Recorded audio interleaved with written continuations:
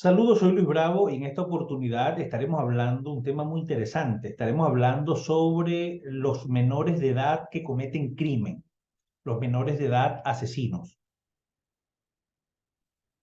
Resulta escalofriante pensar que desde una edad muy temprana los menores de edad pueden llegar a cometer actos criminales,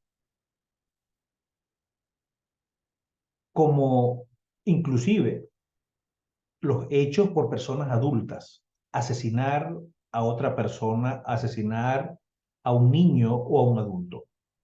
Los expertos que estudian estos fenómenos violentos manifiestan que existen diversas causas. Inclusive el doctor Echeburúa relata dos posibles hipótesis al respecto, y una de ellas defiende una impulsividad extrema causada por un daño cerebral que va a afectar los mecanismos que regulan la conducta, y la otra hace referencia a una vulnerabilidad de tipo biológico y psicológico. Por otra parte, el doctor Antonio Andrés Puello, profesor de la Universidad de Barcelona, él alude a factores de personalidad y de oportunidad. Y justamente el doctor Puello defiende que en determinadas situaciones emocionales se va a desencadenar una serie de actos violentos que pueden acabar en un homicidio sin que haya mediado previamente el deseo de matar. Otras teorías afirman que los predictores que explican la violencia en general también son explicativos para los casos en que se llega al asesinato y al homicidio. Algunos de estos factores serían factores perinatales, estilos educativos de crianza muy rígidos o muy permisivos. No haber desarrollado un buen apego en la primera infancia, un bajo autocontrol, un bajo rendimiento académico, vivir en zonas conflictivas, tener actitudes antisociales, haber sido víctimas de maltrato o abuso sexual en la infancia, consumo de sustancias psicoactivas y problemas o trastornos psicológicos como por ejemplo el trastorno de la personalidad antisocial, son factores desencadenantes. En estos últimos, los problemas psicológicos se apoyan en otras corrientes teóricas que afirman que los trastornos psicológicos son los factores que marcan la diferencia entre quienes asesinan y aquellos que no lo hacen a pesar de estar expuestos a los mismos factores de riesgo.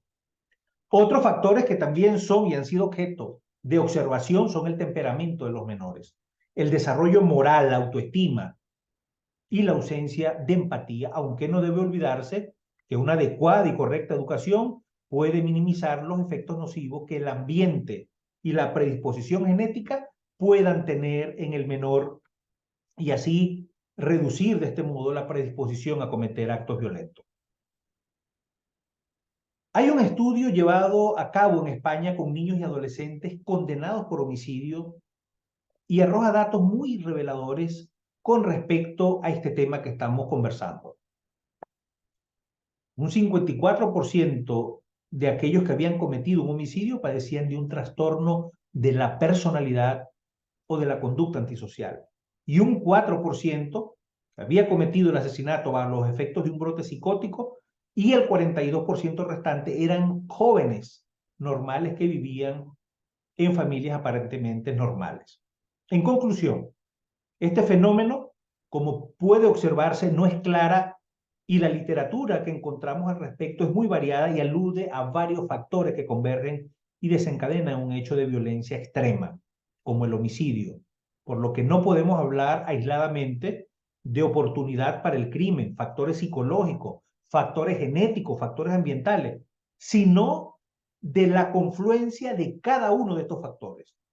Y siempre tener presente, al igual que concluía Heidegger, que los menores asesinos tienden a tener una historia previa de delitos y de conductas antisociales. Recuerden que si queremos saber qué ocurre en la mente de estos menores, tenemos que ver cómo fue su origen, su vida intrauterina, cómo fue su nacimiento, cómo fueron sus primeros años de vida. Soy Luis Bravo y nos vemos en una próxima oportunidad donde estaremos hablando de estos temas interesantes que circundan el universo del cerebro humano.